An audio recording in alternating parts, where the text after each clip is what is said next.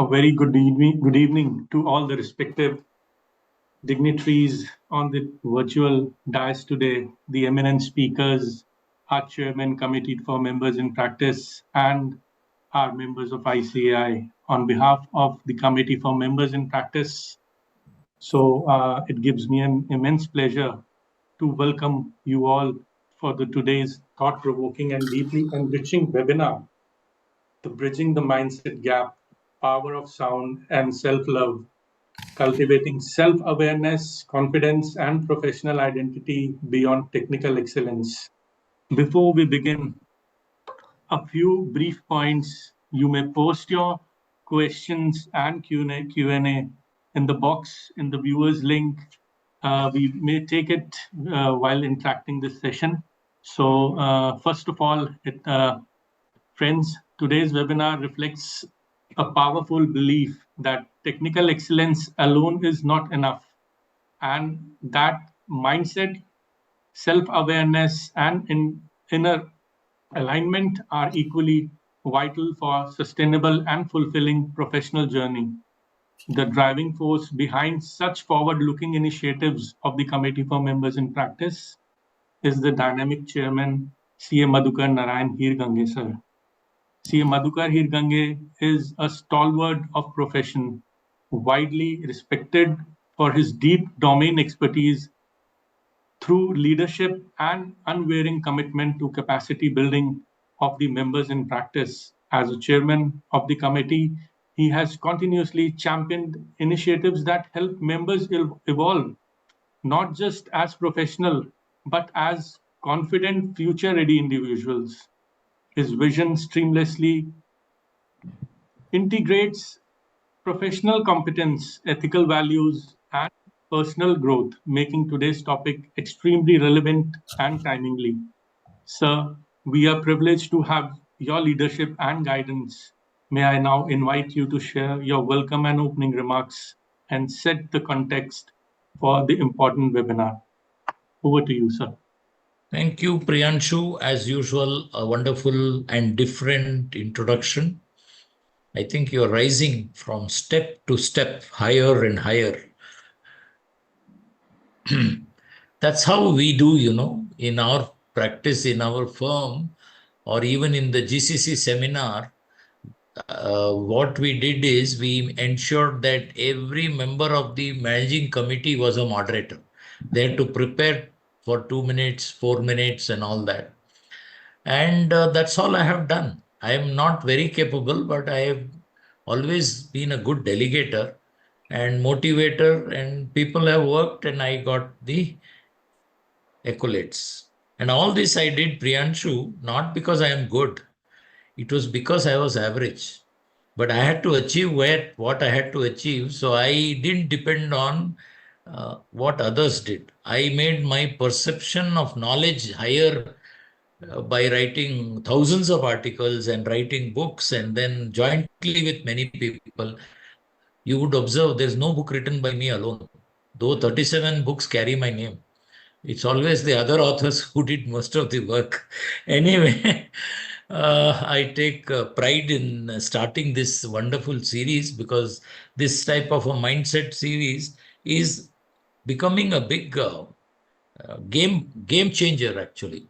When I hear some of the people who are speaking on this, and I'm sure today also we will have some wonderful thoughts which are quite different from what we hear. Otherwise, we are only bothered about accumulating knowledge and getting more skilled, whereas our attitudes and values uh, become questionable, I would say, because we don't practice them.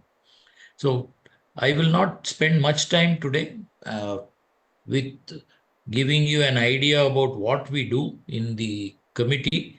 Suffice to say, please come to our committee, cmp@ici.org or in, depending on what website or committee, and you get all the details there. All the webinar series has been hosted there. You can see subject wise. We also have started a couple of wonderful courses where you look in depth, one-stop shop for the practitioners we have looked at. I'm sure you can find more interesting ones there. So I will not stand between you and our lovely ladies. Let's hear. At least I will be able to hear one of them for 15 minutes. Thank you very much. Thank you, sir. Beautifully setting the tone and the purpose of today's webinar. So it's now time for a first session. So we are truly honored to have with us, Miss Shilpi Das Chauhan, an eminent speaker and a rare voice for beautifully bridges sound science leadership and spirituality. Miss Shilpi is spiritual architect, quantum wellness practitioner, and vocal empowerment consultant with nearly 3 decades of experience in voice, leadership, and transformational work. Her journey evolved from corporate world into a profound domain of vibrational healing and blessed sounds practices. She is widely recognized for designing powerful sound meditation experiences to facilitate transformation at the mental, emotional, and physical levels. A passionate advocate of integrating spiritual measure into daily life, Ms. Shilpi helps individuals and leaders reduce stress, discover inner harmony, and elevate consciousness through profound medicine of sound. Her work has been featured on several prestigious platforms, including international coffee table books and renowned publications, and she continues to inspire soulful leaders across the globe. We are delighted to learn from her today on the power of sound, an often overlooked yet deeply transformative tool for personal and professional well being. Ms. Shilpi, the virtual stage is yours. Thank you so much. Good evening to all of you. And thanks for the introduction. Thank you, Madhukar sir, for inviting me. And thank you, Priyanshu, for coordinating all this for us. And good evening, Pranavi. Good evening, everybody from ICAI. I want to show you a slide before I begin. Okay? I'm sharing the slide.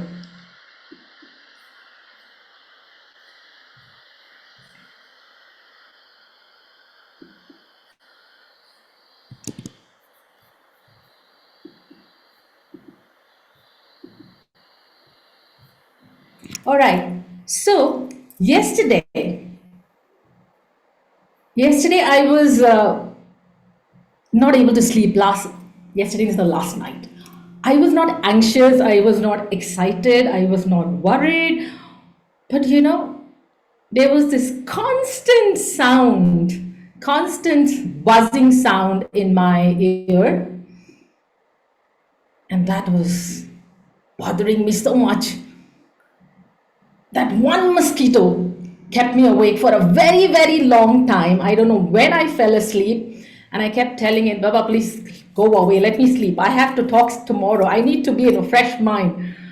But it wouldn't stop, so nothing worked. But finally, I think I fell asleep in the wee hours of the morning. And then when I woke up in the morning, I realized that this is what I'm going to talk about. It's all about the sound. It was not the mosquito. The mosquito was doing what it had to do because it's living, it has to suck my blood. Right? And there was nobody else because I was alone in the room. So it had to suck my blood. It had to do what it had to do. But the fascinating part was how I was responding to that constant buzzing and humming near my ears. Like doing this and doing that, go away, pulling up my blanket over me. The buzzing sound continued for a very long time. I don't know if I managed to kill it. I didn't want to kill it. I don't know if I managed to kill it, but then towards the wee hours, I slept a little bit. Okay, so it is a fascinating subject that sound is something that we always respond to, always. Okay, and it is always present in our life, and it always asserts everything in this universe asserts its presence through sound. But we take it so much for granted, we are so unaware of it. we are so unaware that how our own exposure to sound consciously or unconsciously shapes our minds. And today we're going to discuss this in brief. It's a vast subject, really, really vast subject. Well, we have about 40-45 minutes. I'm going to give you a little bit through the sound, the science of sound, a little bit about the mind, the matter, and spirituality of sound. Because I know that all of you do a very high pressure job. You play with numbers, you have responsibilities, you have deadlines, you have so much to scrunch, you have so much to deliver, and it's a constant pressure. So your mind plays an important role, and whether your mind is sound or unsound mind is another aspect of delivery, professionalism, performance, and whatever is expected out of you as professionals. Now, when I talk about sound or unsound mind, I'm not sure how you perceive that, but one thing very interesting would be to know that, I'm just changing the slide, to know that we use the word sound in many ways in our lives. We talk about sound sleep. Did you have a sound sleep? We talk about he's a sound person. Is he a sound person? We also say it's a sound decision. We say it's a sound advice. Sound plan sounds good. We use sound in so many ways when we converse, especially in the English language. But have you ever thought about why we use this word? What does it mean? What does it mean? Sound sleep, sound decision, sound person, sound choice, sound plan, sounds good. What does it mean? It means something reliable. It means something healthy. It means something solid. It means something in a good shape, which is resonant. So sound itself carries so much of meaning for us, but I don't think so we really dwelled upon it. Even I did not dwell upon it until I started working with sounds. That yes, we use this word so abundantly. Okay. Now we're going to do a little bit of experiential time here, about 2-3 minutes. I would request you to close your eyes and listen to the sounds that I'm going to play. Just close your eyes for 2 minutes.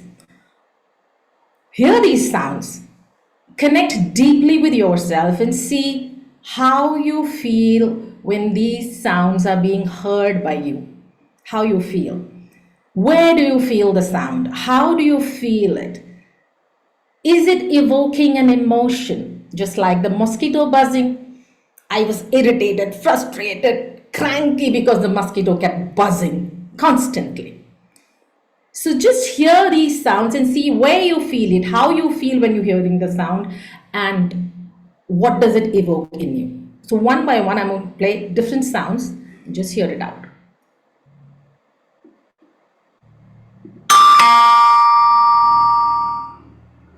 Just close your eyes, because when your eyes are closed, you'll be able to perceive the sound better.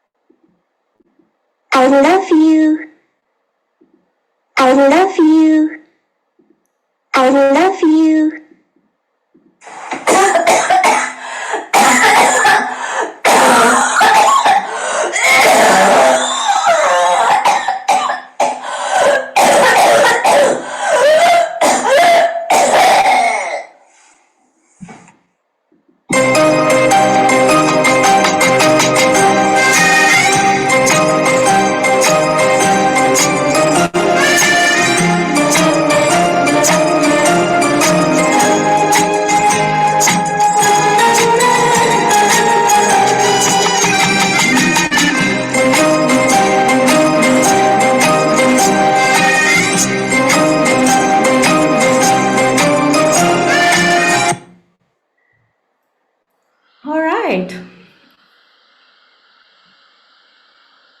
How was the experience? Would Pranavi like to tell me anything since you're here and I'm not able to see the rest of us who's viewing us? Thanks, Shilpi, for that experience. It evoked different emotions. Some sounds evoked, made me felt my inner nerves are dancing to the tunes of the sound.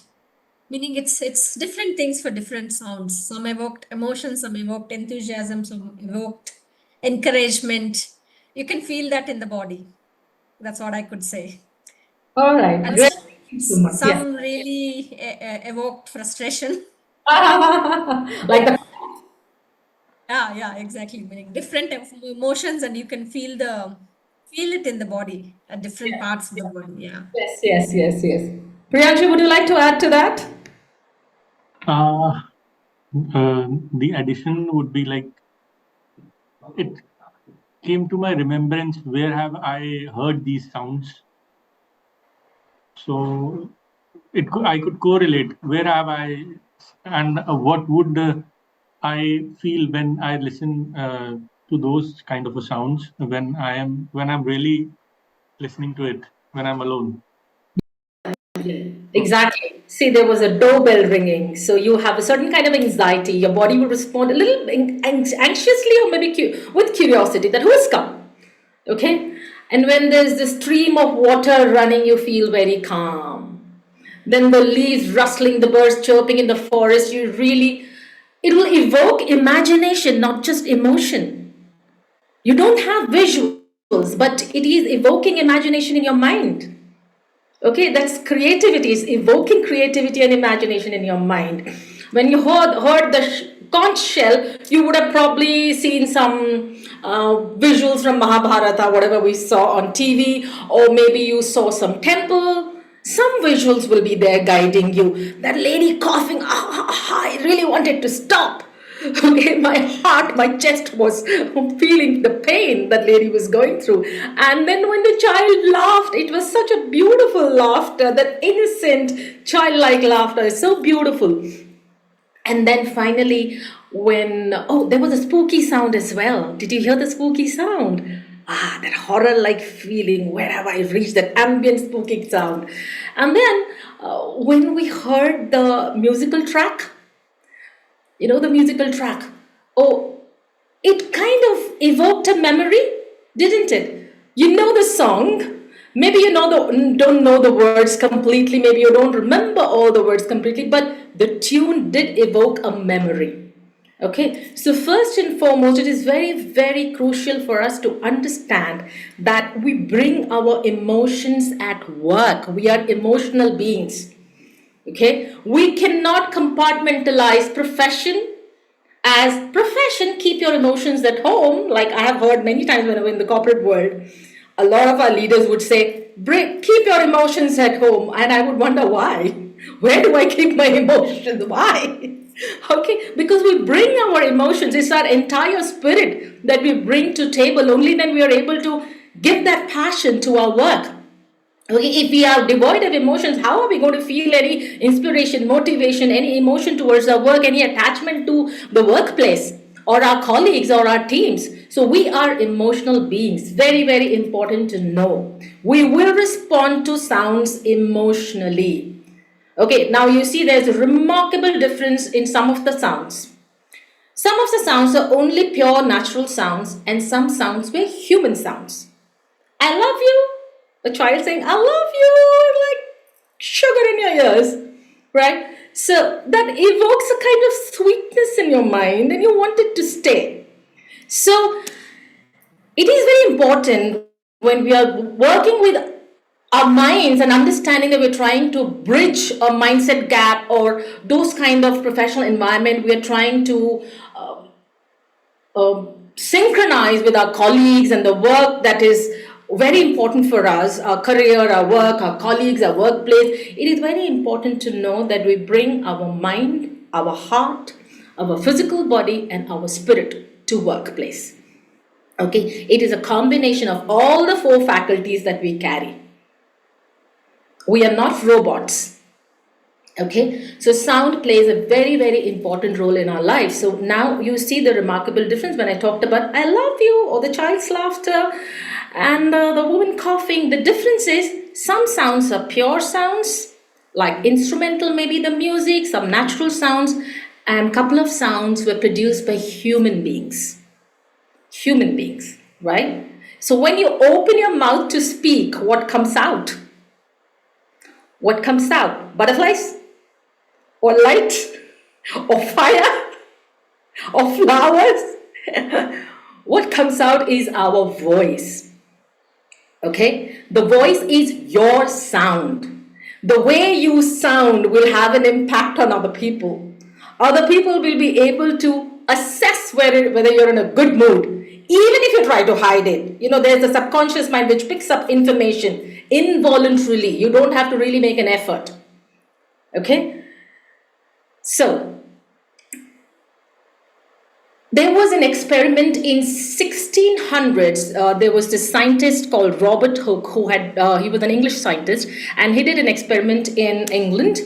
Not an experiment actually, it was an observation that he made. Then there was a glass plate on which there was some flour sprinkled, and he ran through the violin bow through the edges of that glass plate. And the flour that was just scattered formed patterns. The way he kept moving the violin bow, it kept forming different patterns, different pitch, different volume, different patterns. Okay, this was the observation he made and he recorded it. From there, Ernst Chladni, he was a German physicist, and he got inspired. He actually did experiments somewhere in 1700s.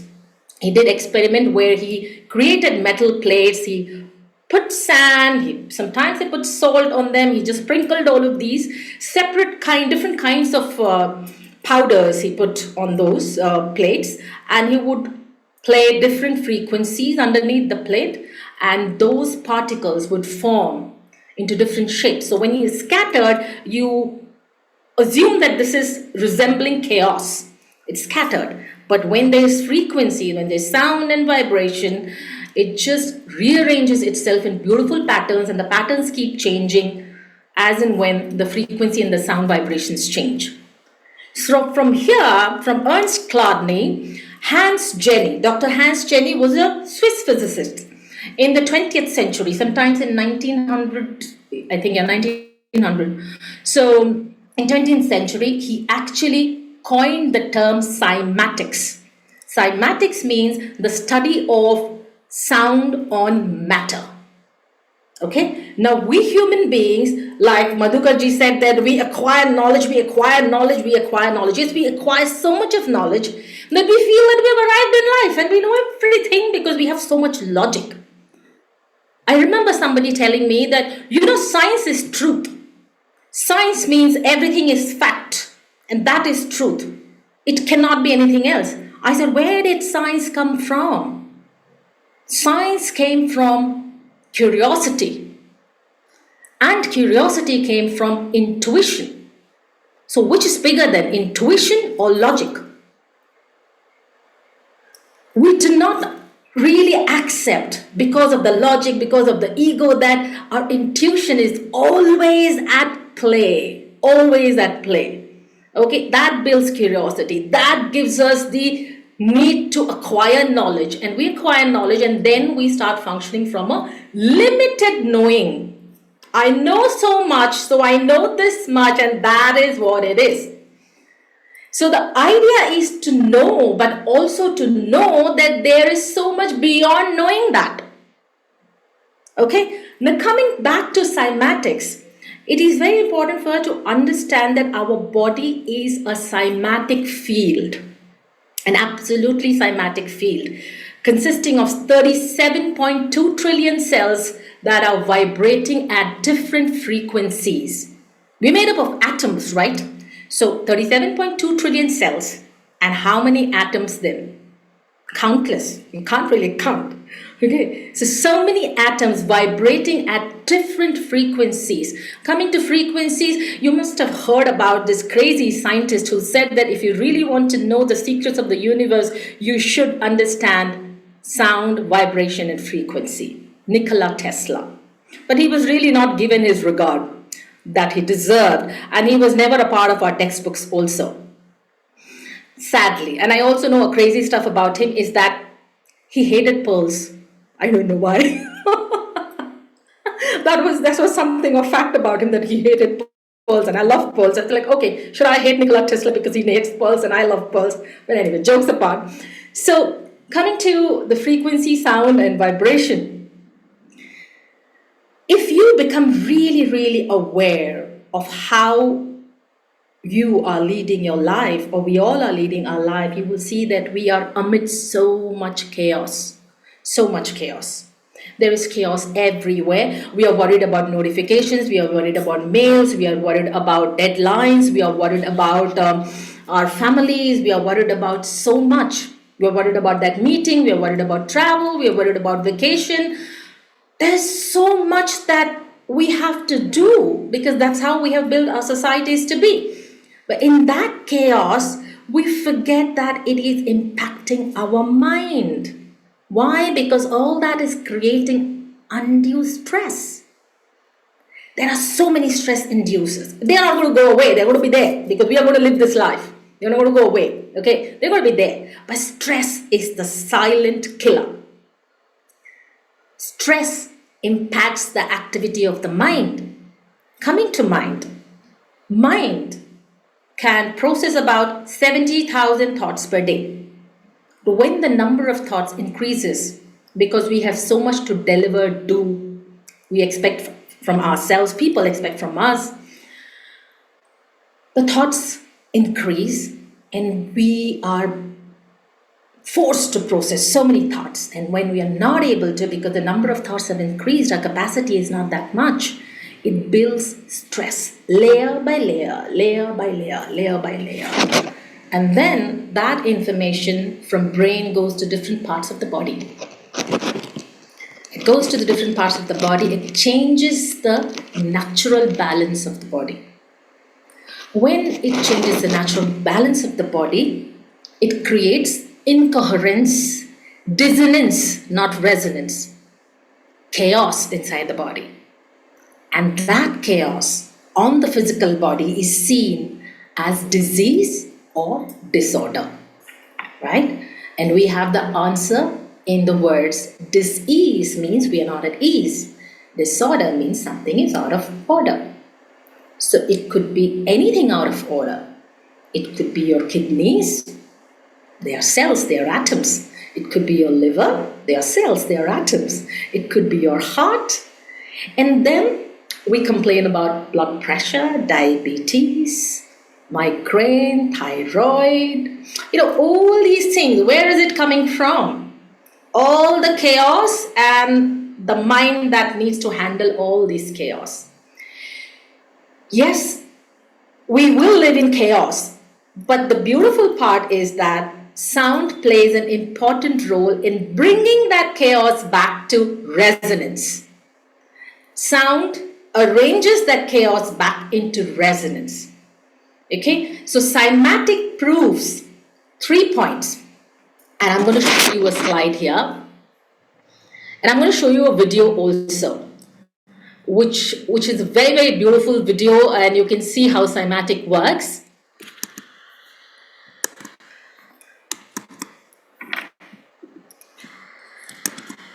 One second. Are you able to see my screen?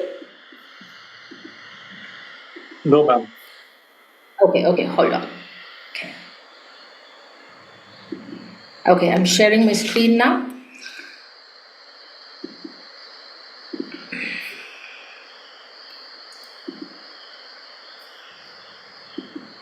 All right, there is some problem with the screen sharing. Okay, so cymatics reveals 3 major points. One is that sound organizes the chaos into form in our body, and frequency determines the structure, and vibration precedes matter. Now you will see that in nature, everything expresses itself in a kind of pattern. If you see the body of the snail shell, have you seen the shell of the snail, or the conch shell, the sea mollusk? You see the leaves, they have a pattern. When there are drops falling on the surface of water, there's ripples formed, that's a pattern.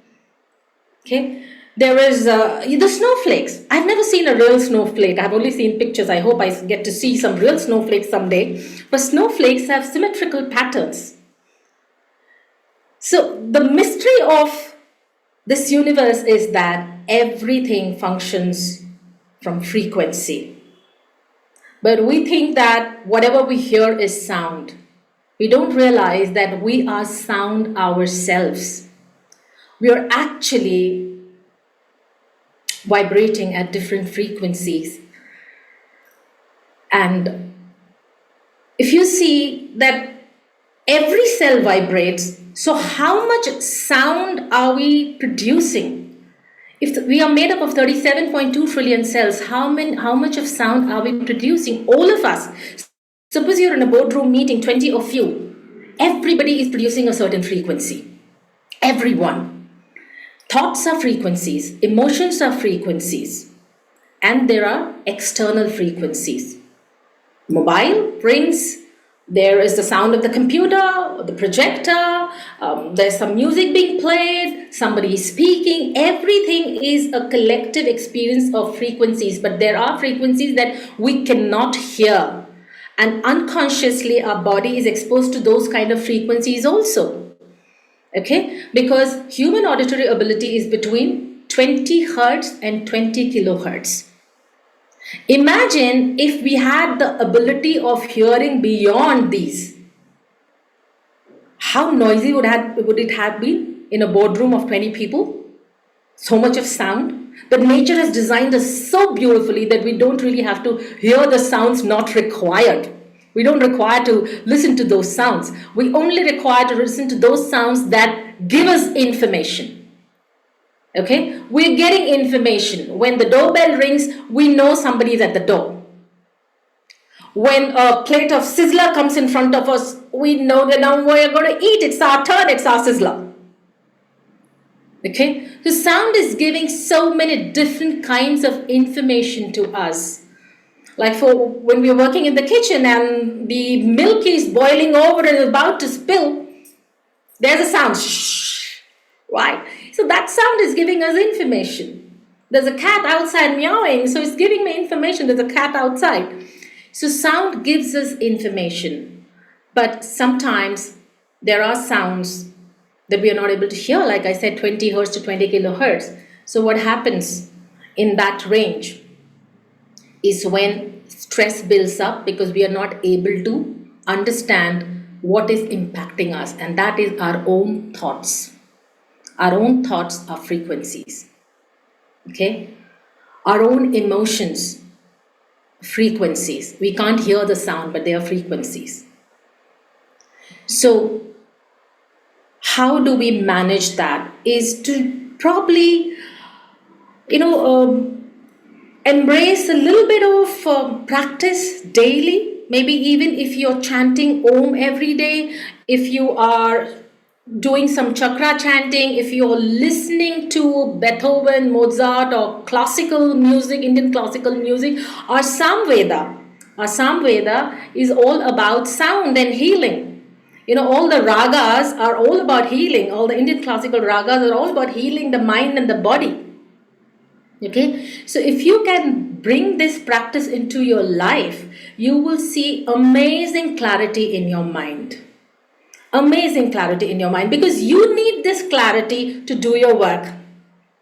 You need this clarity to build relationships. You also need this clarity to work with the numbers that you always do. You need clarity to be in a good state of mind. You need clarity to judge situations, assess people. You need clarity to do so many things. But if your mind is clouded with stress, which it is right now. The way we are living nowadays is always in amidst a lot of noise and chaos. We lack that clarity. When we lack that clarity, we are ourselves not aware of the mood swings we go through, the irritation that we go through, and we think it's okay.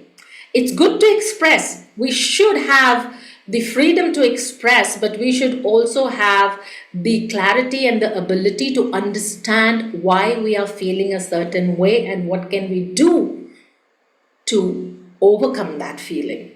And that clarity comes when the mind is sound, and that's why we call a sound mind in a sound body. So a sound mind can stay in a sound body, and a body will be sound only when the mind is sound.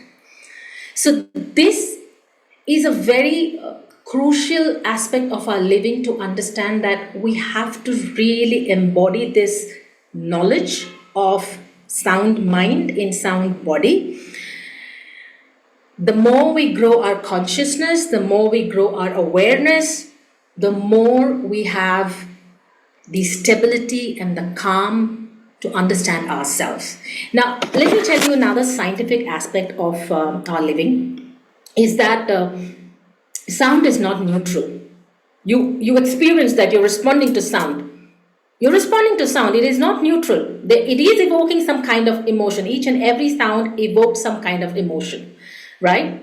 So what happens is you have external stimulations, right? It's kind of a sound that is mechanical waves, and then you have waves in your brain. Your brain works in a rhythm, which are called brain waves. Okay? So brain waves meet the sound waves. So how your well-being at the mental, spiritual, emotional, physical being is guaranteed is through this work of sound waves meeting the brain waves. Now, if we are always surrounded by waves that are hyperactivating our brain, the brain gets tired. The brain really gets tired. So the brain is always at an active level when we are working, we are active, we are going to work, we are cooking, we are watching a movie, we are meeting a friend, or we are in a meeting, we are probably delivering a presentation, whatever we are doing, our brain is always active at a beta state. Okay? When there are sound waves of alpha frequency, if you're going to listen to alpha frequencies, you will see that your brainwave involuntarily will come to the same level. It comes to the same level. You don't have to do anything. The brainwave itself entrains it to the level of alpha waves. And it induces a calm, relaxed feeling. Further down, the brain can go to theta. Okay, when theta waves are introduced to the brain, and you will see you're in a dreamlike state, and that also enhances your creativity, problem solving, creative design thinking. It will enhance that ability. And then further down, when you listen to delta waves, it is absolutely detoxing you. Completely detoxing of whatever energetic toxins that are accumulated in your body. It is through your thoughts, your interactions with colleagues and family members and friends, because emotions are arising out of all the interactions. So if the interactions are not good, they may produce energy toxins which are not required in the body. Okay? And the food that we eat, the air that we breathe, all of it has adulteration and pollutants, right? So energy toxins is getting accumulated in the body due to various reasons, not just stress, but other reasons also. So when you listen to delta waves, it completely detoxes your body of all these energy toxins. You can't see them in form. You can't see all the energy in form. We are form. We have a human form. But every energy does not possess a form. It cannot be expressed in form. Nature has a lot of things which is not expressed in physical form. Okay, so these energy toxins can be driven away from your body from by listening to delta waves. So this is how your brain works. Now you see, there was an experiment done by Ivan Pavlov, a scientist, where he started giving food to his pet at a certain time, and the pet would see the food and he would start salivating. Then what he did was he associated the food with a bell. Okay, there was bells. So he would ring the bell and bring the food. Ring the bell and bring the food. And then every time he rang the bell, even if the food was not there, the dog would start salivating. Because the dog associated that instant of ringing of the bell with food. So he knew that he's going to get food now. Similarly, there's a beautiful story. I think it's a mythological story. There was this war elephant. I don't know how many of you have heard about it. There was this war elephant. He was aging and he was not going to wars anymore. He was the king's best elephant. The king loved him. So once the elephant gets stuck in a mud trench and he's not able to pick himself out of the mud trench, they did a lot of stuff. Everybody knew he's king's best elephant, he's the most loved elephant. How do we save him? Nobody's able to do anything. And somewhere somebody had more sense and he said that let's play the drums, the war drums. So they started playing the war drums. The moment the elephant heard the war drums, he was filled with purpose. He was filled with the memory. He was filled with all that he had done in the past. His muscle memory was awakened. His brain memory awakened. And he pulled himself out of the trench by himself. Nobody had to do anything. So sound is very, very, very powerful. It works at a very deep level, very extremely deep level of our subconscious. We're not even aware of it, how sound works. Okay, so if you can introduce sound into your lives, practically, voluntarily, with the belief that it is a powerful instrument to bring clarity to your mind, start chanting, start listening to waves, sound waves. There's so much on Spotify and YouTube. Okay, maybe you can also go to a practitioner and probably once a month get a session done. It brings in tremendous coherence in your mind because stress inducing factors are not going to go away. And you have to work, you have to perform for family, you have to perform for your company, your profession, for your career, for your own growth. You have to do so much for yourself. There's so much to do in life.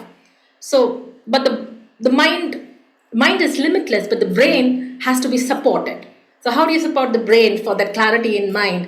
Is to bring in sound as a part of our life. There's a lot of research going on. In fact, many of the physicians have now introduced integrative technology by introducing sound into their practice. I don't know if you've heard about Dr. Kulreet Chaudhary. She is a neuroscientist from US, Indian origin.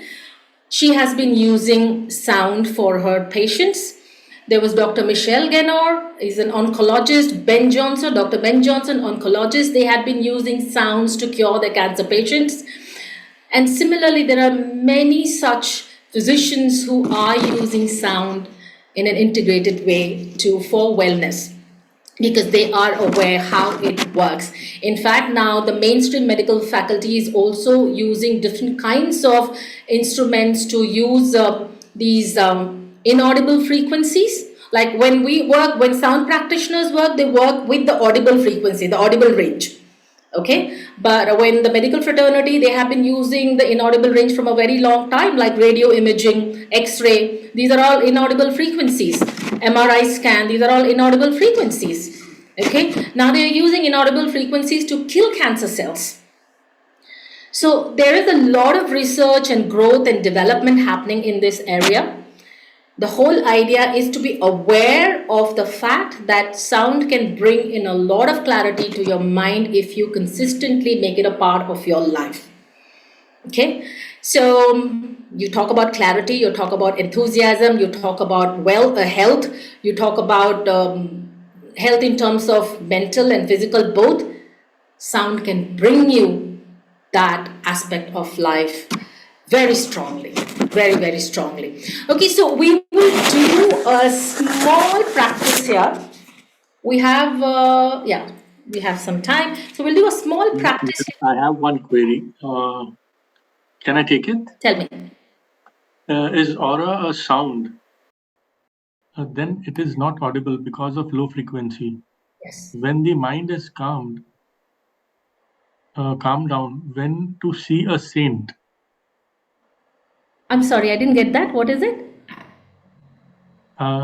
Is aura a sound? Then it is not audible because of low frequency. Whether the mind is calmed down when we see a saint. Whether the mind is calmed down, we see a saint. Oh, so, okay, fine. I'm not able to understand the question fully, but yes, partly I will answer whatever I've understood.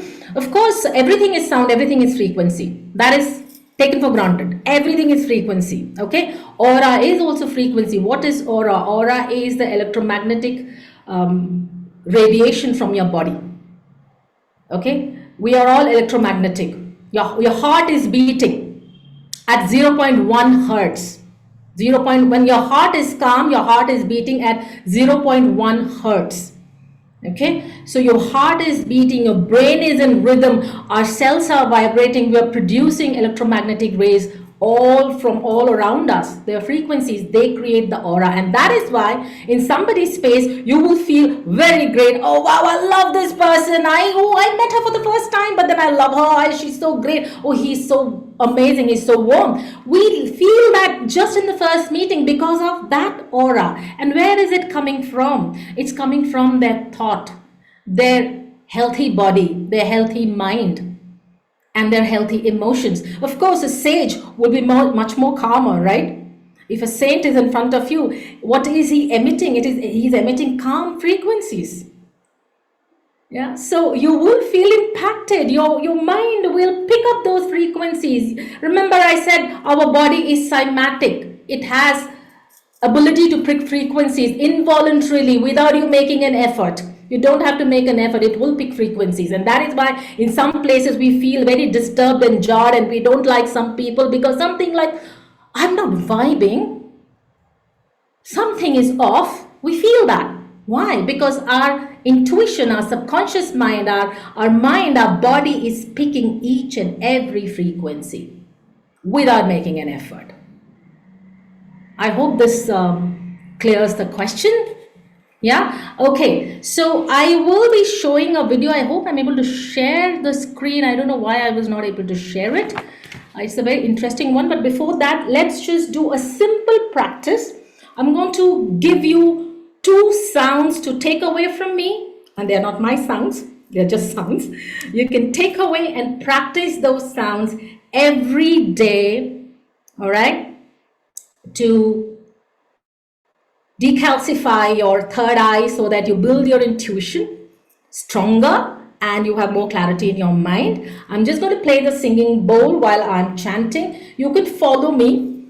The sound is N G, the sing, sing, the last sound of the word sing. Make sure that your mouth is positioned like this. You shouldn't. Your mouth, the positioning of the mouth is very important because the right sound will do the right job. If the sound produced by your mouth is not right, you will not be benefited. So the sound will be like this. Let all of us do it together. Whoever is there, who is watching this, please, all of us, shut your eyes gently and just relax. Keep your back straight and connect with your breath for a moment. Just connect with your breath and see how your breath feels. Your breath is vibration. Your breath is allowing life to flow through your body. So say a prayer of little gratitude for your breath. and the ability to breathe and stay connected with the divinity in the universe with your breath. Just feel the sensations underneath your nostrils and observe how this air flows in and flows out of your system in a rhythm. Your heart beats in a rhythm, your brain works in a rhythm, your breath works in a rhythm too. Just follow your breath. Observe the movement of the air inside your body and then how it flows out. Each breath is a vibration. Each breath is life. And each lost breath is a lost vibration. Let's be grateful to be breathing that we take so much for granted. Now let's chant together. I'm going to play the bowl and we all chant together.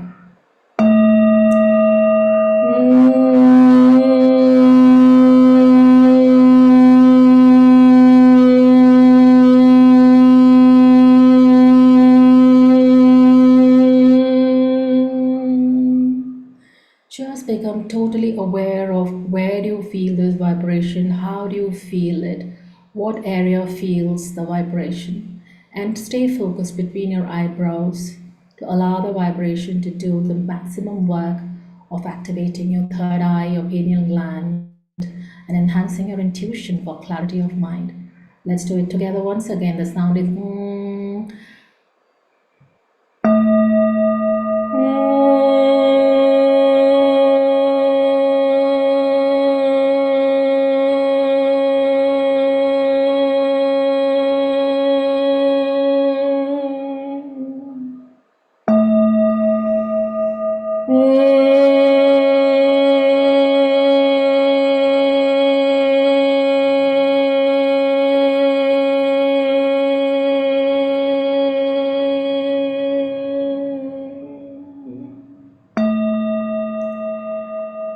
When you practice this, just try to build it in such a way that you can prolong the breath, and it will bring in a lot of resonance in your chest, in your lungs as well, to be able to control that breath and prolong the duration of the release. Now, the next sound is a simple hum, H-U-M, hum. This activates the vocal cords, your immunity, metabolism, the power of speech, confidence, fearlessness in your speech because it activates the throat chakra. And when the throat chakra is healthy, the thyroid situation in your body is healthy too. It functions appropriately. The sound is a simple hum. If you can, every day after you wake up, you can just hum 7 times and then build it to as long as you want to do it, 7, 21, however long you want to do it. A simple hum and stay focused. Visualization works wonders.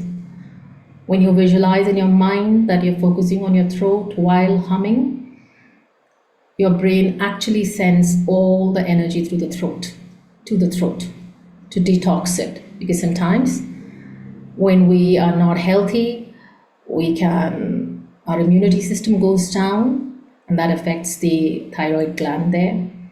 And we can have cough frequently, we can have fever frequently, all the respiratory issues, which chokes the throat. So it's just hum. Let's do it together.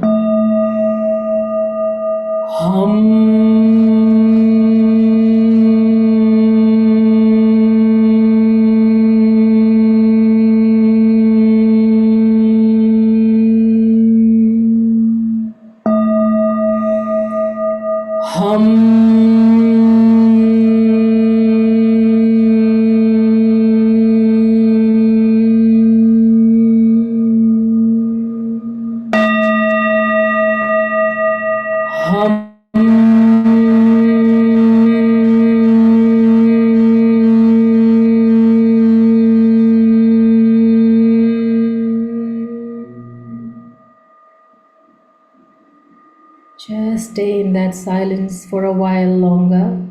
Feel the calmness. Feel the calmness a little longer.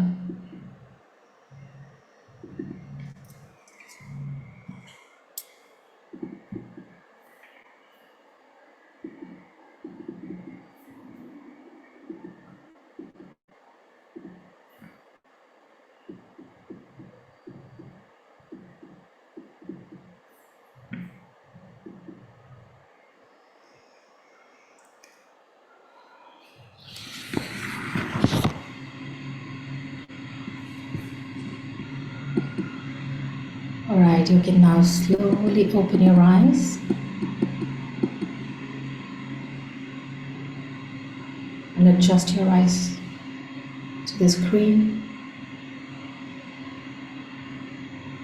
So, in a world that demands accuracy, responsibility, inner coherence becomes a professional requirement and an advantage when you have the inner coherence. And when the mind is tuned, clarity follows naturally. Yeah. And when clarity is present,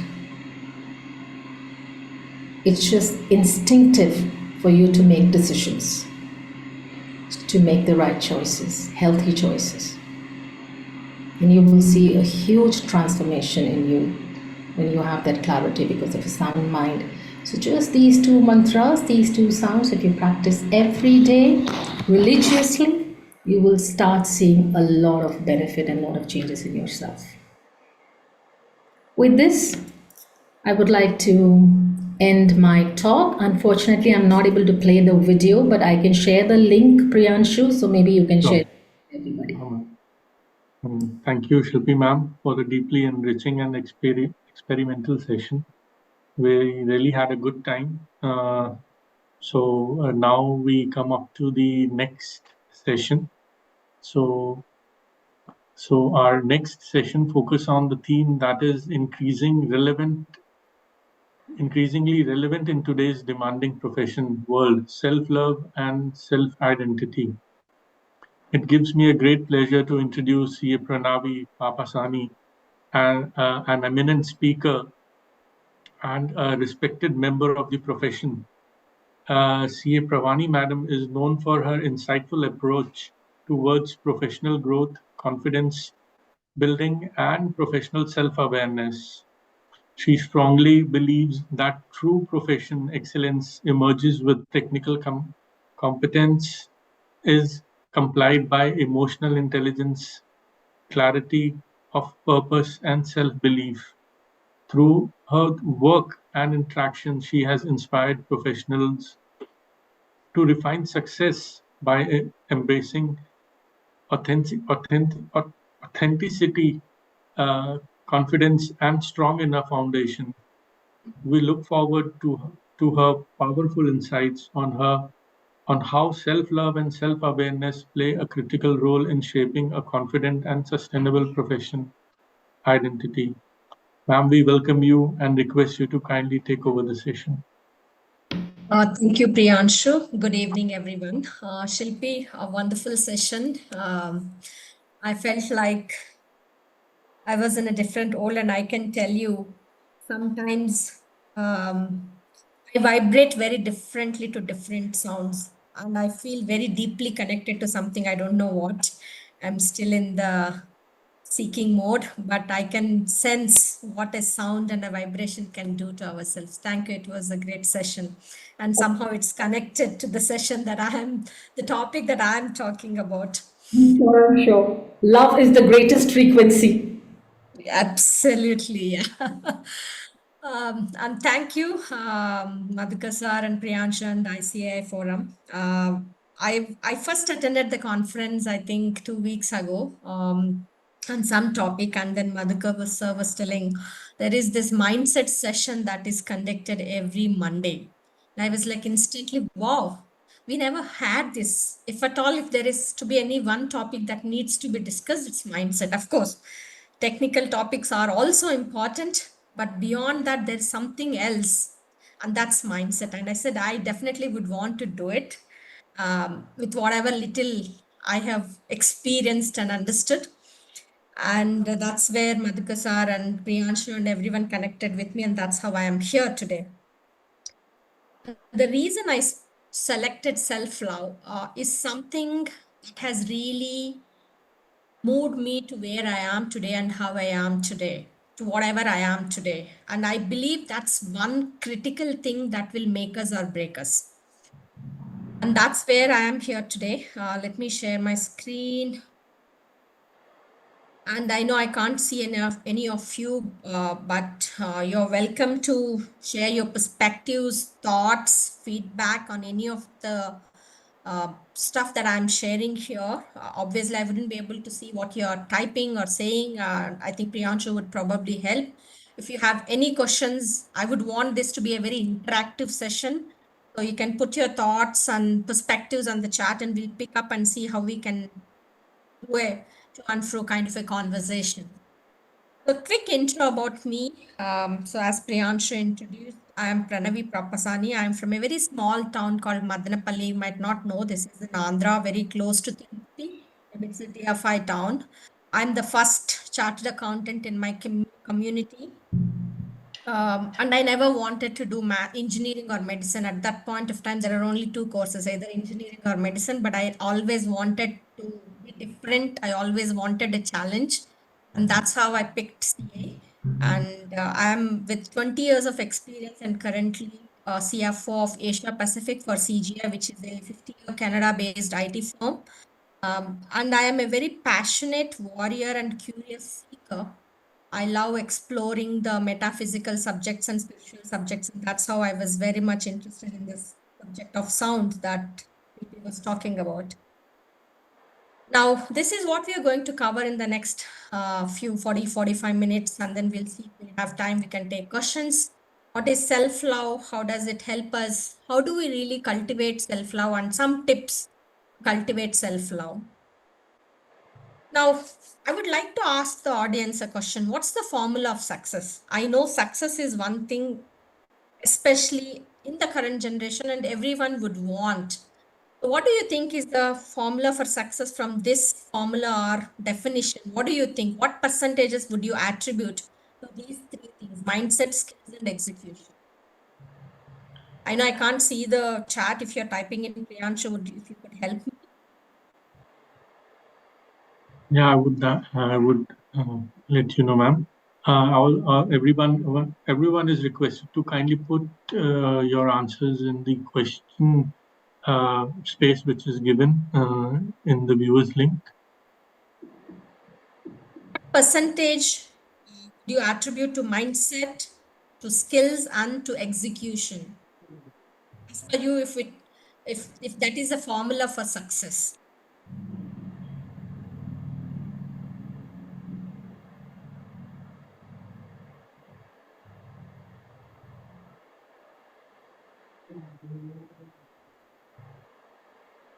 Okay, if I'm not sure if you've got any responses, Priyanshu. If not, then I will, in the interest of time, I can move forward. Yes, So yes. someone might think it's probably 30, 30, 30 or 33, 33, 33 to be right in mathematics perspective. But the answer is it's 80% mindset, 20% skills, and 100% execution. Of course, it won't match in a math formula, but I will explain why it is. Sound mindset you have got, the bigger the chances for you to develop the required and relevant skills.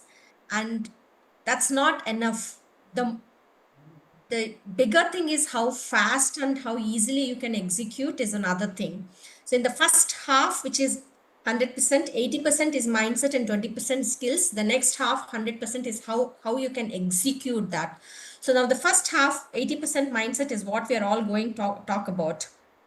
Now, the other formula that, based on my experience, what is the formula for success and growth? I call it STEM. So S is for self-management, T for time management, E is for emotions management, and M is for money management. And if you see, all the three, which is time, emotions, and money, are connected to self. And I will explain how and why. Now, another question for each one of you. Have you ever faced these in your life? Have you ever faced failures? And how did you like it, or how did you not like it? Or are you okay with failure? I would really want some perspectives on this, because then I would be able to tone my conversation around this. What do you think?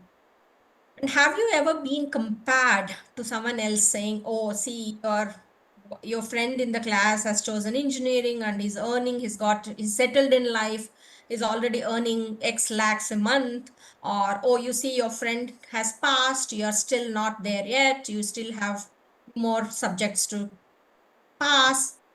I'm sure each one of us would have been compared to someone else. How did you feel?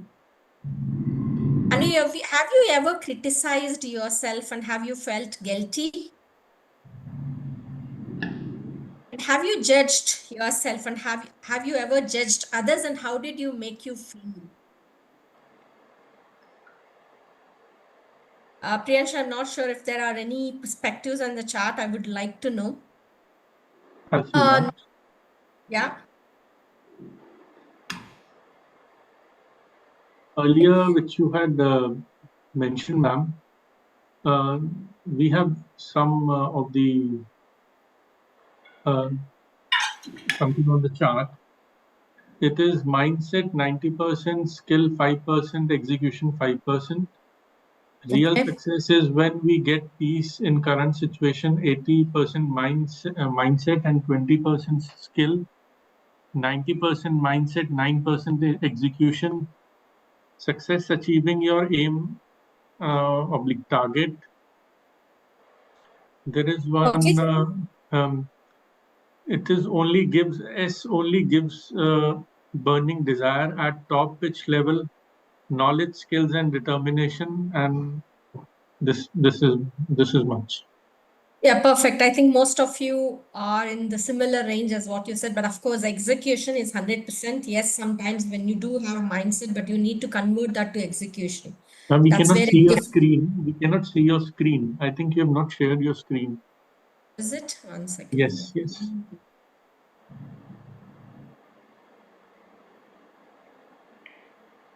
You let me know if you can see the screen now. It's in transit right now.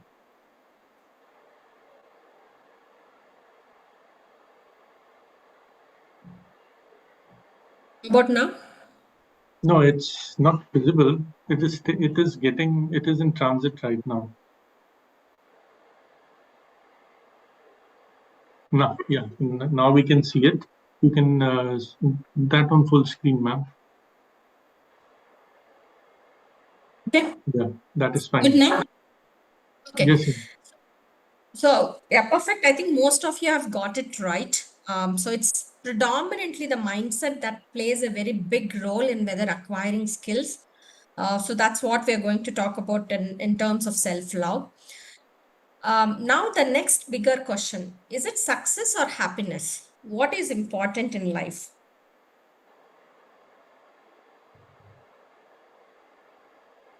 I think that will be so individualistic. For me, it's happiness. same here, ma'am. Same here. Happiness would be Okay. much better.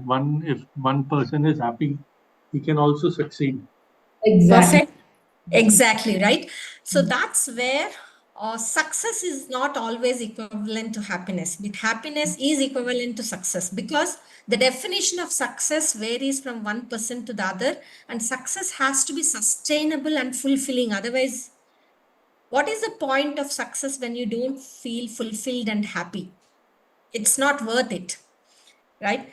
And that's where I think Shilpi perfectly put it. And this in my book, which I published recently, Rise from Rust and Dust, I talk about there is chaos all over in the internal and external world. And hence there is a lack of clarity, which leads to misalignment. When you have alignment, which happens based on your core consciousness or self-awareness, when all these are aligned, which is what we call it in our um, deeper Hindu subjects or whatever, Indian subjects, sorry, it's called Chitta Suddhi or yogic subjects, right? It's the alignment between mind, buddhi, ego, and memory. Yes, That yes. conscious consciousness or alignment is what leads to clarity, and then you will be able to easily achieve success, growth, or happiness, whatever you desire for. So it's basically an alignment between your intention, words, thoughts, words, and action. That's Chitta Suddhi. Now, what is self-love? So self-love is nothing but is the practice of respecting, valuing, and accepting yourself. Of course, you do take responsibility for your well-being. It's not like, okay, fine, I am who I am, I'll be like this, I don't care about what it is. It's not that. It's about valuing yourself as to who you are, respecting yourself. I strongly believe, as per our yogic scriptures and spiritual science, each one of us is born with a purpose. Each one of us is made very uniquely for different reasons, whether it is the past memories or the present conditioning. Each one of us is unique. Each one of us is made for a purpose. And that's where it is very important for us to, first of all, accept who we are. Be happy with our imperfect self. While we also take responsibility for our growth, well being, and choices. It's not just being who I am and being lazy. It's not that. So self-love is all about respecting yourself before you expecting respect from others. Self-love is all about how aware are you about yourself before asking others to accept you and be asking others to be aware of you. And it's also about drawing healthy boundaries based on your values. It's also about growth oriented discipline. Now, it's definitely not ego or laziness or excuses. Saying, okay, you said we are born with a purpose, we are made for a reason, we are made the way we are. That doesn't mean we'll sit lazy. No, that's not self-love. It's in a simple terms, it's not about feeling good all the time. It's about standing by yourself even when life doesn't. When how do you stand by yourself, respect yourself while you're working on yourself to be on the transformation path on the journey? That's self-love.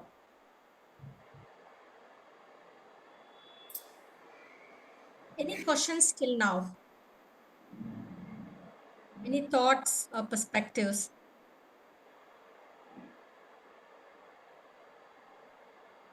A member is asking, alignment, do you mean conscious or intelligence? So intelligence is just one part of conscious is much broader and bigger. Intelligence is one part of it. Conscious is, how do I put it across? Consciousness is why I am doing what I am doing. Intelligence is about how I am doing in a very, very broad sense, if I were to put it like that. So consciousness is much beyond, is knowing about why and how you are done the way you are for a reason, and how do you take it forward in the transformation journey, accepting yourself the way you are. Intelligence is more about the mind, intellect. How do you take it forward? How do you execute? That is, Yeah. So now foundations of self-love. So how does this self-love emerge? Where does this emerge and how does it happen? We said it's all about accepting and respecting yourself, right? So basically, these are the four key things. So there is self-confidence at the toppest level, where basically I'm very confident that I can do anything. I can take action. I'm not afraid of doing anything. Now, where does this self-confidence comes from? Where does this stem from? Self-confidence stems from self-love. Because I care for myself, for my growth, and hence I am self-confident. Now, where does this self-love stem from? This self-love stems from self-respect. Because I respect myself, because I respect myself, I set standards. What are those values and standards that I believe in? Now, where does this self-respect stems from? That stems from your self-worth. Nothing but your belief of yourself, your core, who you are. In fact, $1 million question the rishis or the spiritual beings ask themselves each day is, who am I? That's a powerful question each one of us should ask. It's simple, but it has a very deep meaning. It needs a lot of work to understand who am I, why I am like this. Not in the negative tone, but there is a reason and purpose why I am made this way and how I am made this way and what it's in the future for me. So if you believe yourself in your worth, then all other three automatically will get added, or will is a layer on top of that, which makes you confident to do anything.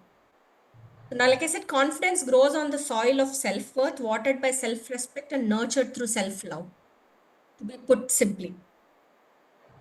Now, how do I actually, what does this self-love can do it to you? Now, many a times you might be wondering, yes, chartered accountancy is such a tough course.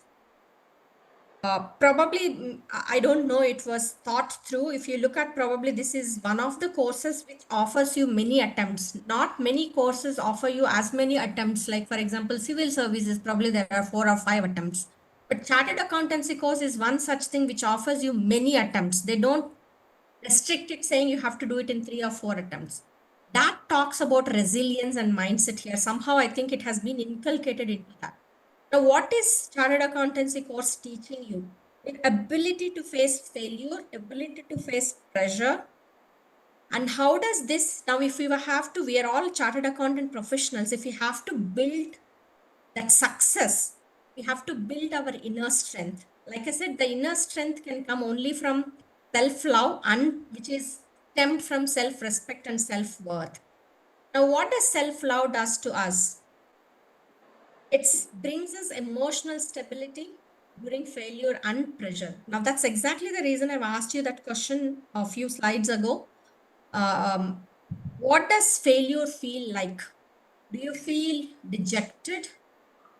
Do you feel challenged to learn from the failure and see what can be done about it? Do you just switch off after failure and pressure? So self-love actually helps us as to how do we manage our failures and pressures through our emotional stability. Like I said, it's mind, buddhi.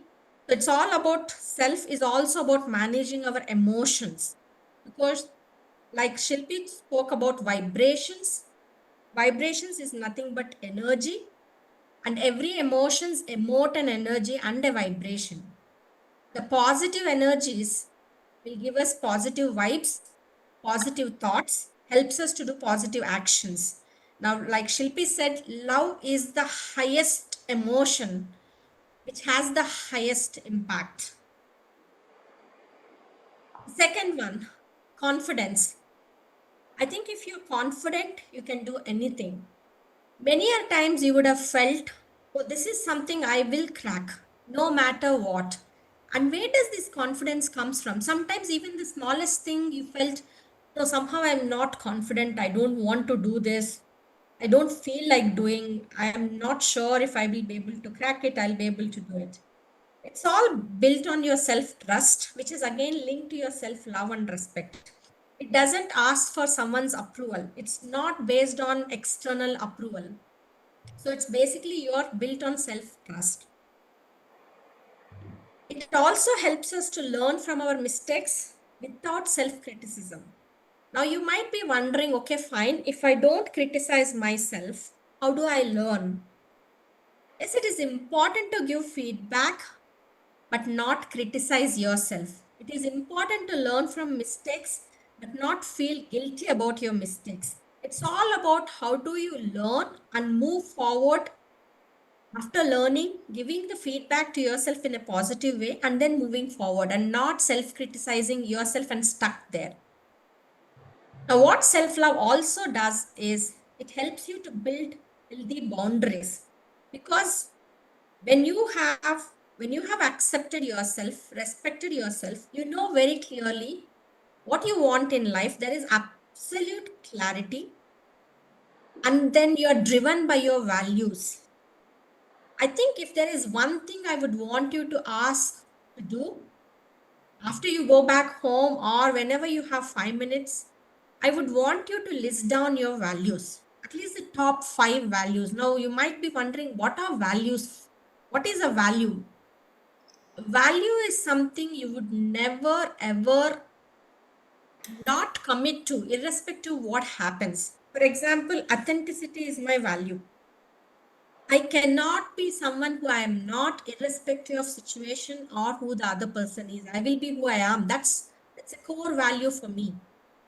Another core value for me is I'll give my best, 100%. It may not be sufficient, but I'll give my best, irrespective of the result. And that's a core value for me. Irrespective of the level of the task, whether it's small, big, I give my best. That's my value. If there is one thing I would want you to do as an activity, I would want you to go back and what are those values that define you? For someone, it could be like, I want to be very honest. I want to be loyal. I don't know what it could be, varying from person to person. Because what it does is when you know your values clearly, you set those healthy boundaries of what for which you can say yes, for which you can say no. And that's where the ethical decision making also comes in. What are the decisions, the right and relevant decisions that I have to take with the goal that I have or the purpose that I have got?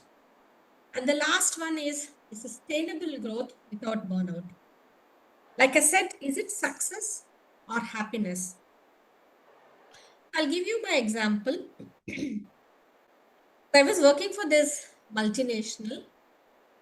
I had been a manager for a long time. And I was doing very well. In fact, taking the responsibilities beyond my role and picking a lot of initiatives and driving a lot of initiatives.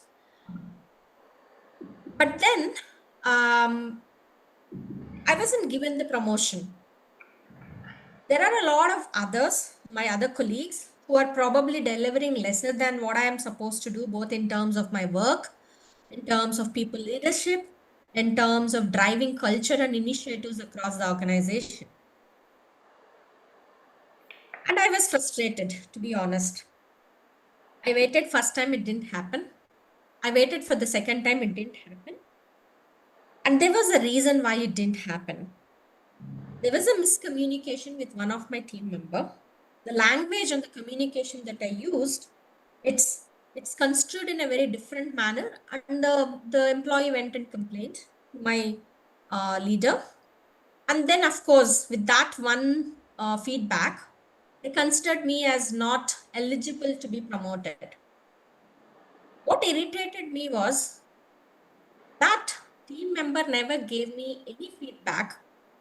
I was expecting, I'm not frustrated because that's a feedback given. I was frustrated because no one gave me that feedback.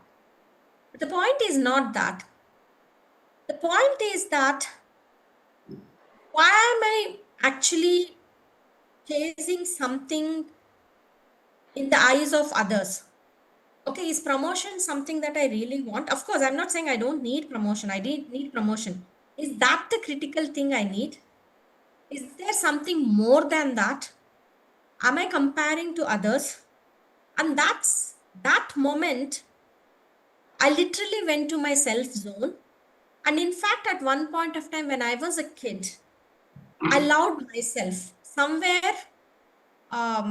in the professional journey that was lost for whatever reason. And then I went back to my roots, my core. I dug deeper, introspected and see what's happening. Because I never felt like going to office.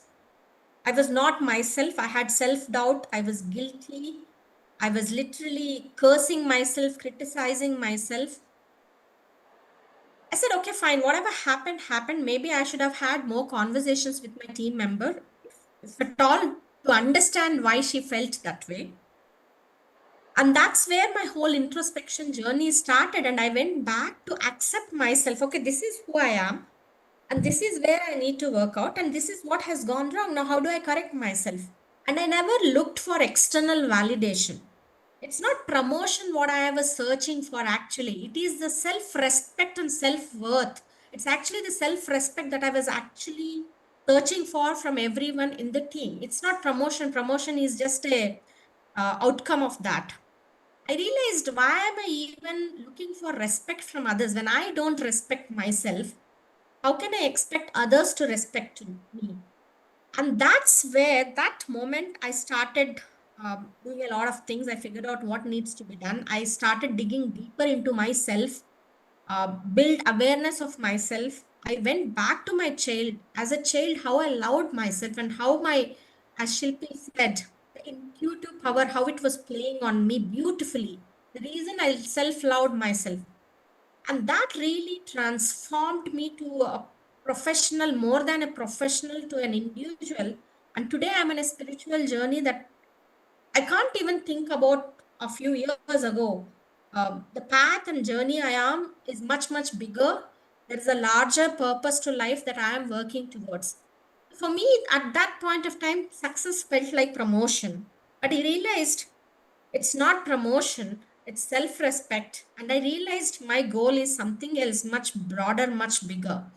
What self love actually does is a sustainable growth without burnout. And like I said, in this whole process, before I realized this, I was completely burnt out. I never felt like going to office. I never felt like doing anything. I was like literally criticizing and cursing myself. Where did I land? So self love is, the point is, it will help you to realize what's your real sustainable goal and growth is. So it's, to put it in another words, it's not about reducing your ambition. It makes your ambition sustainable. What's your true goal? What's your true purpose? And sometimes when you know your true purpose and true goal, even a small failures are okay. Those are stepping stones to your goal. And that's the journey you take to help you to realize your mistakes and transform to where you want to get to. Any questions before we get into how do we cultivate self-love? Someone might be thinking Yes, like, okay, yes, yes, ma'am. We are having two questions. Just hold on. There is one in a professional partnership. How do we distinguish between healthy self-love, such as asserting one's values and boundaries, and an unhealthy tendency to dictate one own terms to the partners? great question. I think again, a true leader is the one who leads, who can lead the self. I believe in that completely. If you can lead yourself and if you know your values and wherein by you have set your healthy boundaries, you will equally accept and respect others the way they are. And of course, then figure out a way how do we bring consensus within the team, between you and others, without dictating your own terms. Well, it all stems from you would want others to respect you the way you want to be, and the similarly others also would expect the same. And if you know that, if you're managing yourself very well, you have that empathy to understand, get into their zone and understand where they're coming from, and then have that conversation and come to a middle path or a consensus. But I also tell you, sometimes when you're leading a team, sometimes your team members may not have that clarity. And that's where you also bring in that clarity to get into that path and make consensus and not dictate. Sometimes you would want everyone to align to that common goal, wherein you then uh, align the team in a way such that they get to that alignment and not by force. It's all about how do you do it assertively and not by uh, kind of dictating your own terms, because then there will never be alignment. They might do it because you're a boss, but it won't yield higher results. And that's how I would put it. Because if a leader can manage their self, they would be able to manage others. But the ways and means are different depending on who the other person is, what they value about, what they care about, why they're saying what they're saying, and have that empathetic conversations and come to that consensus. I'm not sure if I answered the question. Yes, yes, ma'am. The second one is how do we demarcate self-love with selfishness in real life situations? Oh, good question. Okay. If I were to put in a very simple way, if you're competing in an exam, let's say, you desiring selfishly that I should be the first one in the class. I should be the only one first in the class. I should be the only one getting X marks or whatever. That's selfishness. And self-love is, I would want to get, or I would want to pass, I would want to be distinction, I want to be the first in the class, and I don't mind if others are also coming first in the class. That's self-love, because you don't really wish not others to succeed when you have self-love, because you accept yourself and you accept others also. That's self-love. Selfishness is you only look for yourself, you don't care for others. The intentions are not right when you're looking at selfishness. That's how I would put it. I'll be on. Oh, okay. Yeah. Sorry? Yeah, ma'am. The next one is, how can contradicting values have a coordinated outcome? Contradicting values. So can they give an example, like if they're saying contradicting values? Hmm. Okay, maybe let's say, okay, let's say, for example, let's say my core value is give my best, right? In everything and anything that I do. Another value is also success for me. I would want to be successful. I'm just putting it across, I'm just making it up, okay, for this one. A little bit contradictory, because giving in your best not always results into success. But sometimes in the values, you also have to distinguish. There are two different types of values. What's your core value and a supporting value? Core value is something no matter what, you're not going to give up. For example, not that this is my example. Don't think that I am preaching this. I'm a vegetarian by choice. I'm born and raised up in a non-vegetarian family, and my in-laws are all non-vegetarians. I cook non-vegetarian, but I have taken a oath that I will never eat non-veg for whatever reason. I'm not preaching that, but that's a value for me. I will not give up that, irrespective of that. Even if you come and tell me I'll give you $1 million. In fact, someone asked me that question. I said no. That's my O. That's something I stick to. I'm not going to break it. That's a core value. The supporting value is, like I said in this example, success. Well, I would want to be successful. I would want to be succeed in everything that I do, but not that if I don't succeed, then I will curse it or not. But I will give my best in everything that I do. That's my core value. Even if I don't succeed, I will put in all my effort. I aspire for it. If I don't succeed, okay, I'll figure out what has gone wrong, take feedback, review, change my plans, and move forward. It's kind of a supporting value. So you need to figure out what is my core value, which I will never ever go against. What's a supporting value, which sometimes, depending on the environment, can change a little bit. We have to distinguish between the two. I don't know what those two core values are. Otherwise, for me, it's difficult to explain that.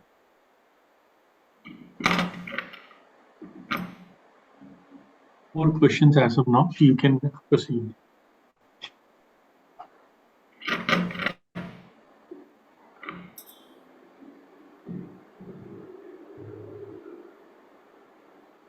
Ma'am, you can proceed now.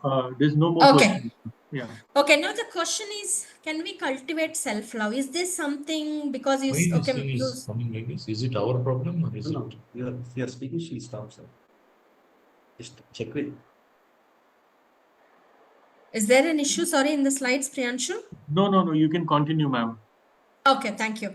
So then you might be wondering, is self-love cultivatable, or is it something that has been grown along with us in our conditioning? So the answer is, it is definitely cultivatable. The good news is it's cultivatable. It's like a muscle that can be cultivated, that can be built. Now, how do we build self-love? So these are the 6 things that I'm talking about, how you can cultivate self-love. The first thing is self-awareness. Now, what is self-awareness? all about who am I and why I am the way I am. Many of us process our thoughts, emotions, and actions without knowing why. I would want you to go and observe after this session any of the thought or any communication or any action. Did you ever go question it deeper? Why am I doing this? Why am I saying this? Why am I emoting this particular emotion? Because there is a very deep connection to everything that you do. Most of it is linked to the past memories, conditioning that we carry all along in our body, mind, and much more deeper bodies as per spiritual science. That's the reason it's very important that you need to know about yourself and why you are doing what you are doing. Now, how do you do it? One exercise that I would want you to do, which I will anyways talk in the last slide. If you have, please keep a long notebook for yourself. I call it me book actually. Paste a picture of yourself, how many ever pictures, and then fill in your pages like what are my values? What are my beliefs? What do I really strive for? What are my skills? What do I want to achieve in life? Sometimes you react very differently to different things. For example, why do you like, for example, I like being in the plants, in the forest or in the greenery. Why is it like that? Not everyone feel that way. Why is that I am vibrating differently? There is a reason for sure. There are many other things I would want you to keep writing in that book, and you will be astonished. Behind every emotion and thought, there is a reason why you're doing the way you're doing. And I would strongly suggest start doing that book. In fact, every time, let's say every day, I would want it's like your diary, you can say so. Your critical incidents or major incidents in your in your that particular day, you kind of write, go back, think about it. Why did I talk that way, or why did I emote a particular emotion that way, or why did I even act that way? If you start deeply thinking about and writing it down, it's important you write it down because that helps you to deeply understand about yourself. And in fact, it helps you to understand sometimes, many a times, a lot of our actions are dependent on your conditioning in our childhood too. Yes. For example, I will give you an example. I am afraid of driving. When I was a kid, I learned cycling by myself, but I don't know what changed. I think maybe one incident. I never did cycling after that. I went into some company event. I was so fond of cycling. I took the cycle and I forgot the physics, and I took a turn when I have to take a left turn, and I was coming from the hill down. I took a turn at that speed and I fell down, right? And that fear has stayed with me forever. Now I'm very afraid of driving. Of course, can I overcome driving? Yes, you can. But first of all, you need to be aware of why you are afraid. That one incident has triggered an emotion as a memory that instigates fear whenever I have to drive or a cycling, if I have to do cycling. This kind of helps you to link deeply to what happened in your past conditioning, past memories, and then it will help you to come out of it. And that's the reason it's important. Half of your clarity emerges if you can understand why you are doing what you are doing. If it is one thing, I would want you to spend a lot of time on self awareness, because if you can manage yourself, you can manage external world easily. I'm telling you, the chaos will never look chaos because there's a lot of clarity that's going to emerge when you know yourself. And I think Shilpi beautifully talked about it in the sound. Sound is a technique that helps you to emerge clarity. The second thing is self talk. And I'm sure each one of you would have got experiences. Before any time you have to do or write a difficult exam, let's say in a chartered accountancy course, there is this chatter going before the exam. Oh, what if I get a mergers and acquisitions question? If it is difficult, do I get the complete marks in accounting? What if I'm not able to complete all the questions in time? What if I fail? It is very important that you do a self talk positively to yourself, because that will vibrations, again, as Shilpi said, these vibrations send positivity to you to do whatever you have to do in a manner that can help you. But if you are pushing all the negative emotions in your self talk, you will never be able to, because those are the vibrations you are sending, those are the energies that you are sending, which will ultimately translate to actions. So it's very important. You have to do a self talk, and please be conscious of your self talk as to what are you telling yourself. The chatter, the chit chatter going on. And many a times what happens, let's say if there is a failure, it's not the failure, it's post the failure, the self talk to you yourself about the failure is what will affect you a lot. And it's important you monitor that self talk, which will help you to process your thoughts and emotions in the proper way. Next is self-worth. I think we spoke a lot about it. It's not about how others see you. It's about how you see yourself. No one can make you feel worthy. It's the responsibility of you to make yourself worthy. But if you can't love yourself, if you can't feel worthy of yourself, how can you expect others to feel worthy of yourself? There is no way. If you cannot feel worthy, others will feel worthy about you, because those are the kind of energies and vibrations you're emitting. It's important that you feel worthy of yourself, irrespective of who and how you are. That's the starting point. You might ask, okay, I'm not good at, say, math. That's okay, but it's important to understand that and accept the fact. It's okay.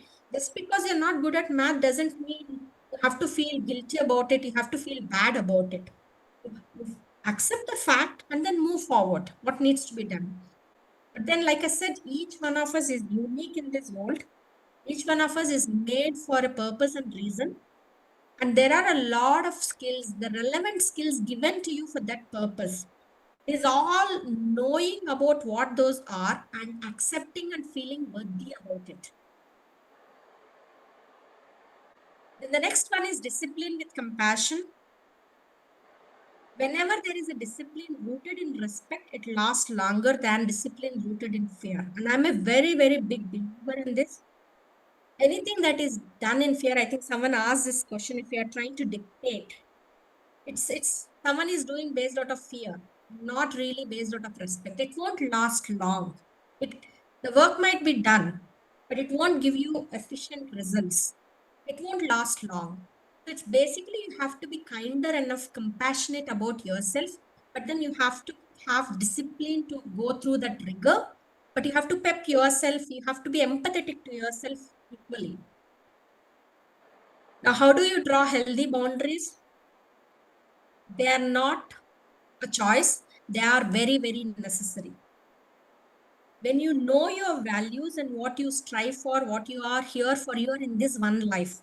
And let me tell you, there is this one life. While we believe there are many lives, but in this one life, there is a reason why we are born. There is a purpose we are born here. When you are on your deathbed, you want to go die fulfilled, or you want to die regretting it. If you want to die fulfilled, saying, I have done whatever I have to do, now I can go peacefully, it is very important you set healthy boundaries. And you might be wondering, what is Pranavi talking about dying and all? It's like 80 years from now, probably, or 70, 60 years from now. But that's life ultimately. When you're on the deathbed, how do you feel? If you have not lived your life to your worthiness, on your deathbed, you would regret it. It's important that you set your boundaries, which again, how do you know which are your healthy boundaries? That all emanate from your values, what you stand for. And it's very important when you have to say no, please say no to it. You will get that clarity when you know what those values are. And last but not the least, I think imperfection, I can't talk more about it. No one is perfect in this world, and that's very, very clear. We should be happy and we should accept being an imperfect perfection. We are perfect with our imperfections. We have been given what is required for the purpose that we have to achieve in this life. It's just a matter of realizing, accepting, and moving on that path and journey towards that purpose and goal. It's okay to be imperfect.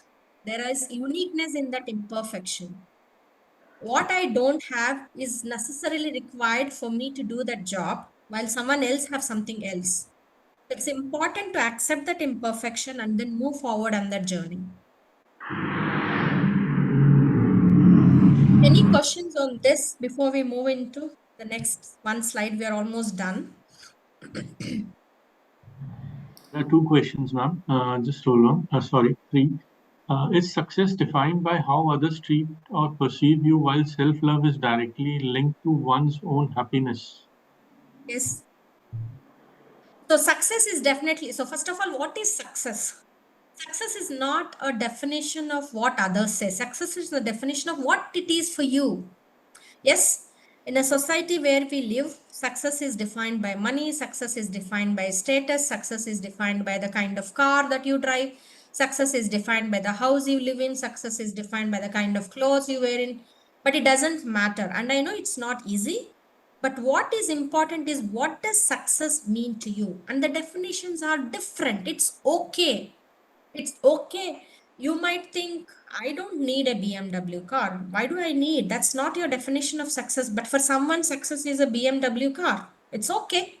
But what is your definition of success? That's important, because ultimately, if you have to be happy and fulfilled, you can't be working based on others' definition of success. Now, yes, sometimes the question that comes is, parents would want their children to succeed in a different path, but the kids would want to go in a different path. And that's one of the bigger questions that always comes in. Should I then go and do what my parents ask, or should I go and do what I ask?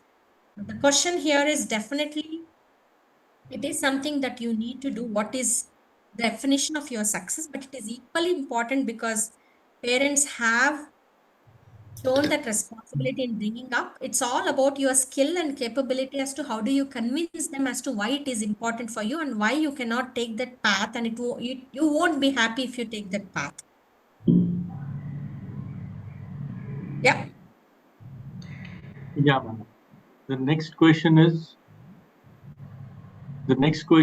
is there any difference between self-awareness and subconscious thought? Good question. Yes, there is, but it's the maturity levels basically, right? Self-awareness can go to the deepest levels, which is what they call about subconsciousness, meta-consciousness. There are multiple levels of self-awareness. Meaning, I don't want to get to that level to start with, but I would want to start with the first level of self-awareness, at least understanding our thoughts. There is much beyond that, getting into consciousness, cosmic consciousness, and all of that. To start with, I would suggest let's start with being aware of our thoughts, actions, emotions, being aware of who we are. But there is definitely beyond that. Okay, ma'am. This is the last one. What are the best ways to stay self-aware and confident every day? This is just a normal question. Self-awareness helps you to understand who you are, why you are, what's your strengths, what are you not made for, and that gives you complete clarity to put in effort to learn those skills and capabilities. And when you have that clarity, you have clarity towards which path you want to go or which goal you want to achieve, and automatically you will put in your efforts and energies to build those capabilities every day. And that's where I talked about discipline with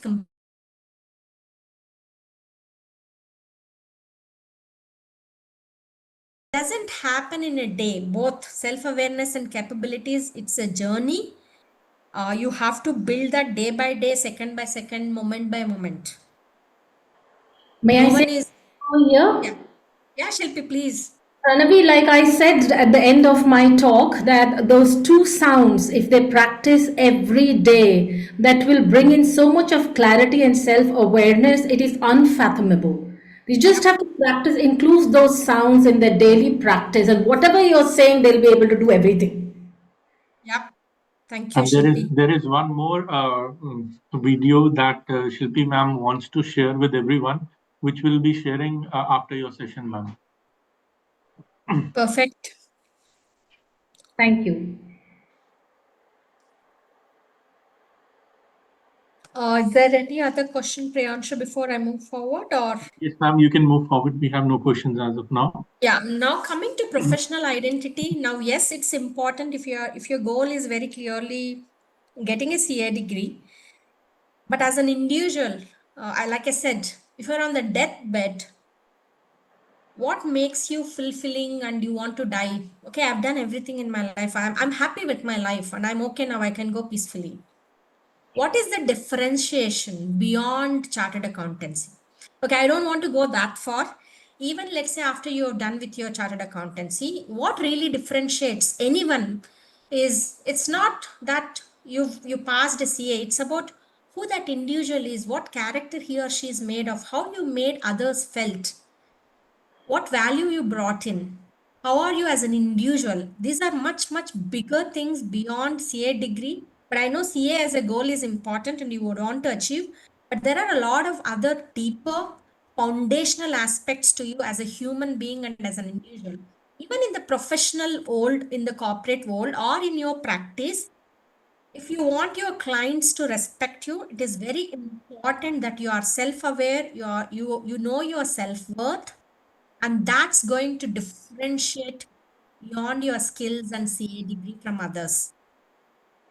Then there are others, integrity. I think I can't talk more about it.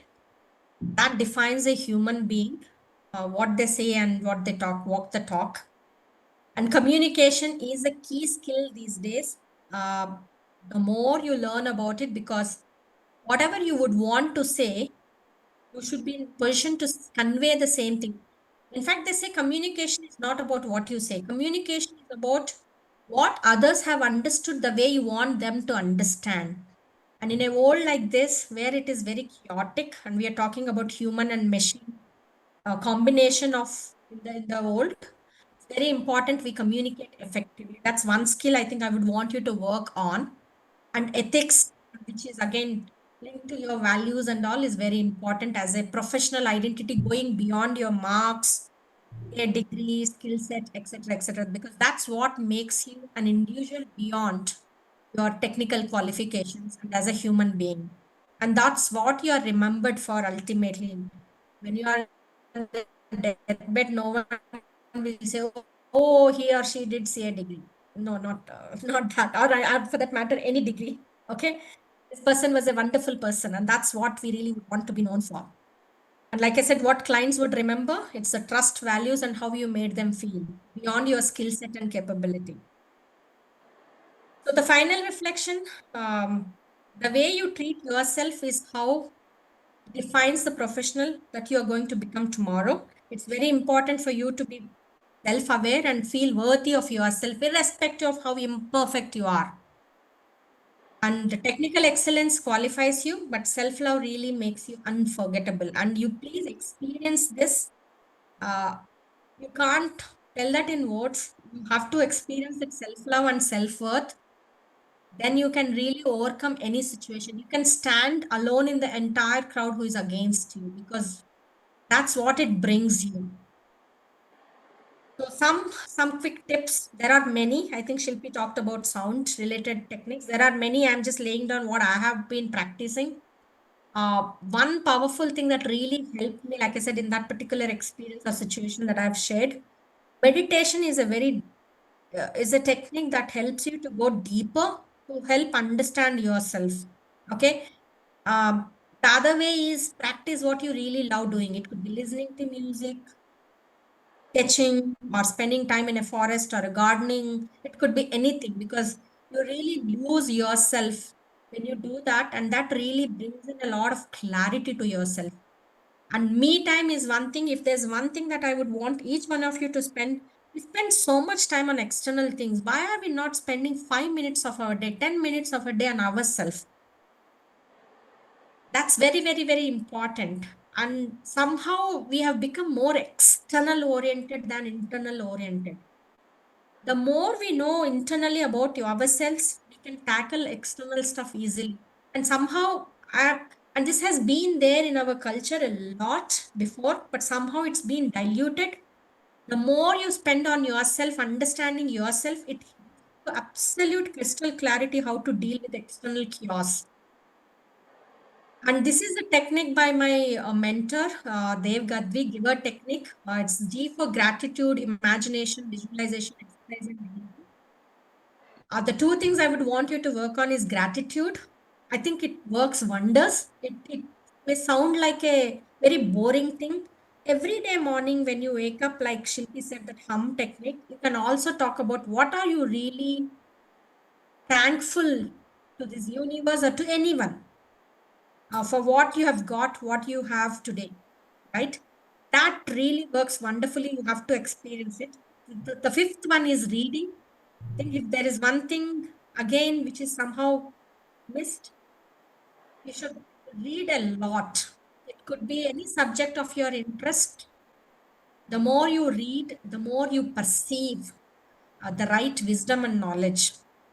A me book I spoke about, that's a book that you can, I explained about it, so I'm not going further into it. And self-love practice. Basically do a self-talk, you observe your emotions and all of that, like I said in the previous slides. That practice, if you continuously start doing, it will help you to love yourself and be worthy of you think worthy of yourself. And that's how it will help. Any questions before I stop? And these are my links where you can connect. If you have any further clarifications, happy to connect. And I have recently written a book about the experience that I spoke about.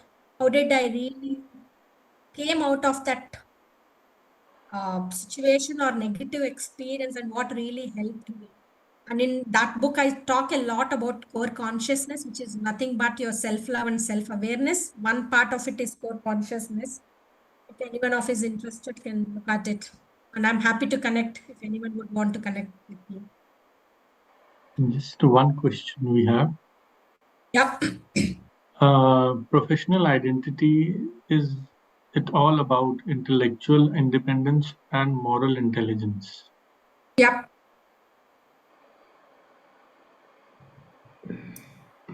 No, sorry, I didn't get the question. Is that a statement? It is a statement. I think professional identity is all about intellectual independence and moral intelligence. Is somebody's asking? Yeah, that's right. That statement is right. Yes, yes. Yeah, this was the last question, ma'am. We had taken the questions in your session. Meanwhile, so I think it's 59. Shilpi, ma'am, your video is for 5 minutes. Madhukar sir, can we take a video of Shilpi, ma'am? No. We can't. No, our. Okay. Yeah, there's no time. You wind it up. You can send it to. But you can send it. I can send it. Priyanshu, please do Yeah, send it. yeah. I'll surely send it to everyone through Because we email. are keeping both sides, you know. Yes, yes, Starting yes. also, you would have observed we started in a time. Yes, And we have yes, had this for all the 20, 30 episodes till now. yes, We've yes, kept sir. that. So people don't have to bother. They know 6 o'clock they can go for some other activity. But Yes. it's so nice. I couldn't listen to both of you fully. It's my loss. No, Thank sir, you so much. it's not your loss. You can very well see the recordings at Array, you know, ICICD. yeah, this seeing video is very difficult. So many new things keep happening. But So yes, send it to me. webinar, sir, Send it to me. it will give you a very good if you can give you a very feel No, good I was factor. keen. I was Yeah. keen. In fact, Yeah. I told Shilpi, my daughter also does sound healing. She had a studio in Beer, not Beer, where is it? Somewhere in Himachal. Ah, Anyway, okay. I'm doing my research now, so I'm starting my doctorate in sound research. So if anybody wants to get in touch with me to understand how to practice and apply whatever Pranavi has said, Pranavi, it was a beautiful talk. So I think you can tell them to connect with me. Oh, yes. Thank you. Thank you so much. Thank you Catch so up much. with you. Have a good week coming up. Bye. Have a Bye, great sir. Thank you, everyone. Thank you, ma'am. Thank you, sir. Thank you. Okay. Bye. Thank you so much. Yeah. Thank you. Have a wonderful evening. Thank you.